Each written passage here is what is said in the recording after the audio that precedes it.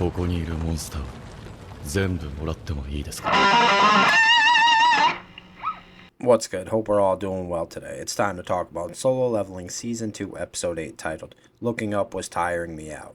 As usual, this episode begins where the last one left off, with Jinwoo engaging the final Demon Knight.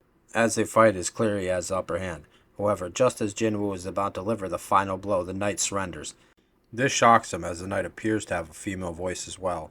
He rips the Knight's helmet off, and sure enough, it is a female demon. She continues to plead for her life, to which Jinwoo agrees, believing he can get information from her.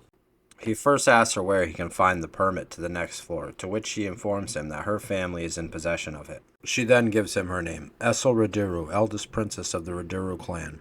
She also offers information on the locations of the remaining floor permits. Jinwoo, remembering his conversation with Barca, decided to ask Essel if she has the same voice in her head compelling her to kill humans. She replies no. Jinwoo continues this line of questioning, and she reveals that the voice in her head tells her to protect the place she is in.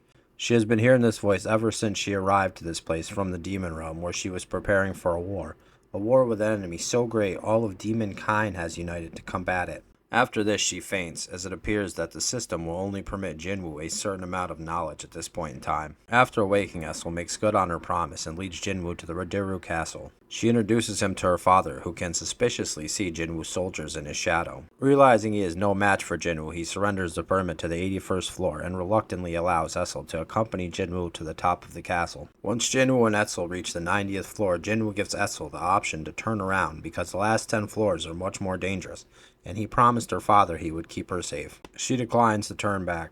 Jinwoo and Essel slowly cut through the much tougher enemies to make their way to the 100th floor, where the demon monarch Baran is waiting. After completely depleting his mana, Jinwoo is able to dig deep. Along with a little help from Essel, he is able to kill Baran, thus completing the demon castle dungeon.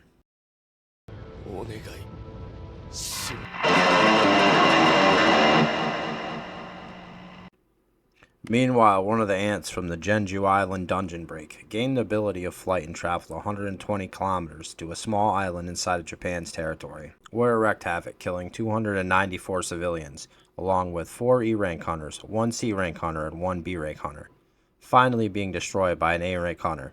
In response, Chairman Gogen He orders the 4th raid operation of Jeju Island. In addition to all 10 S-rank hunters of Korea, there will be 10 of the 11 S-rank members of the Drawn Sword Guild of Japan. This includes their guildmaster, Goto Ryuji. Goto presents a plan where the Drawn Sword Guild and himself engage with the main ant forces acting as a type of diversion, while the Korean hunters act as an infiltration team to destroy the queen. Without the queen to reproduce, the ants will all die off in about a year's time. That's about it for this episode.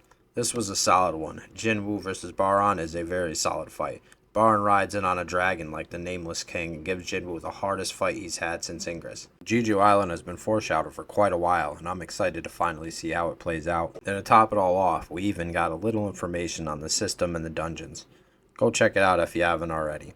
Thanks for watching, and I hope to see you next time. Later.